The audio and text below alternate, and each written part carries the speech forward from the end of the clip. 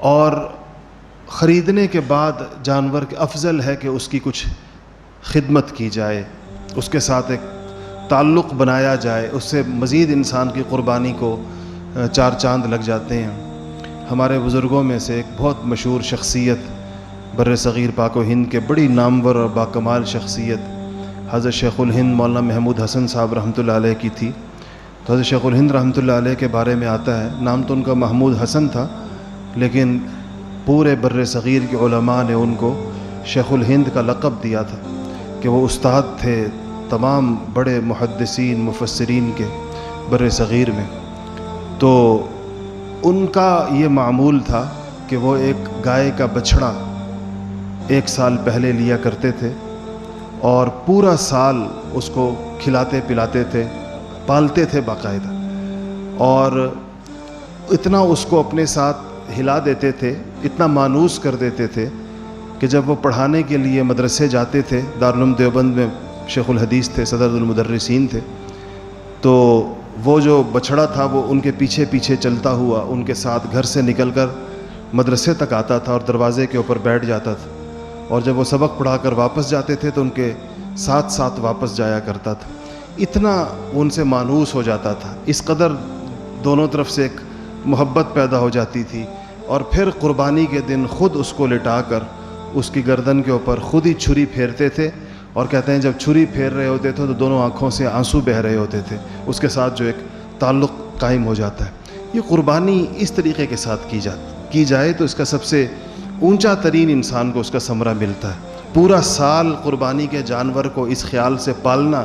کہ اس کو فلاں دن جب اللہ تعالیٰ کا حکم ہوگا اور اللہ جل شانہ کا مطالبہ ہوگا تو اس دن اتنی محبت سے اور اتنی چاہت سے اور اتنے شوق سے پالے گئے اس جانور کو ذبح کیا جائے گا، یہ جذبہ، اور کہیں پر 15,000 روپے بھجوا دینا، کسی کو دے دینا کہ میری طرف سے قربانی کر لو۔ اگر کہیں آپ دور کسی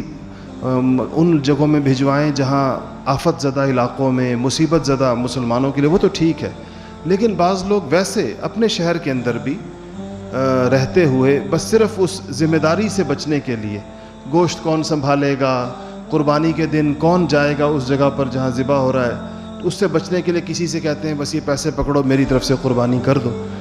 تو یہ جان چھڑانے والی بات ہے، قبول تو ہو جاتی ہے ظاہر بات ہے، لیکن یہ اس میں وہ روح نہیں ہے، اس میں وہ جذبہ نہیں ہے۔ اس لیے کچھ دن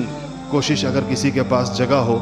اور وسائل ہوں تو قربانی کے جانوروں کو پالنا چاہیے اور ان کی خدمت کرنی چاہیے۔ اور یہ جو ہمارے ہاں ایک ماحول الحمدللہ ہوتا ہے، یہ گلی محلے کے اندر بچوں کے ہاتھ میں جانور ہوتے ہیں اور جانوروں کی لوگ خدمت کر رہے ہوتے ہیں، ان کو مہندیاں لگا رہے ہوتے ہیں، ان کو اپنے طور پر، یعنی یہ اگر دیکھا جائے تو ایک دھوم دھام ہوتی ہے اس فریضے کی۔ اس میں اللہ تعالیٰ کسی ریا سے اور دکھلاوے سے تو انسان کو بچائے، وہ تو نیت نہ ہو، لیکن ویسے اس فریضے کی زور و شور کے ساتھ اس کی جو ادائیگی ہے، بعض موقعوں پر یہ چیزیں مطلوب ہیں۔ اب دیکھیں تکبیرات تشریق ہیں یا لبیک اللہم لبیک ہے، یہ کلمات آہستہ بھی تو کہے جا سکتے تھے اور دل ہی دل میں بھی تو کہے جا سکتے تھے، لیکن اللہ تعالیٰ کو یہ کہ اونچی آواز میں، اور حاجی جب حج کے لیے جائیں تو اونچی آواز میں کہیں لبیک اللہم لبیک، اور ایک فضا بنتی ہے، جب اس سے ایک ماحول بنتا ہے اس کے نتیجے میں۔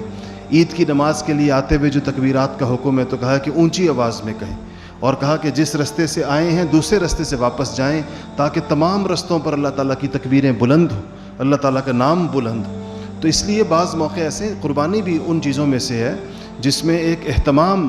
اور جس کے اندر ایک جوش و خروش، جس میں ایک ماحول، جس کے اندر ایک اہمیت اس کی نظر آنی چاہیے معاشرے میں، نہ یہ کہ بس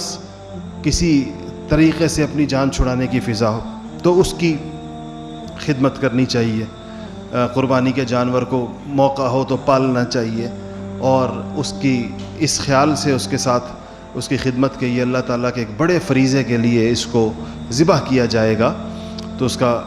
یہ احساس انسان کے دل میں ہو۔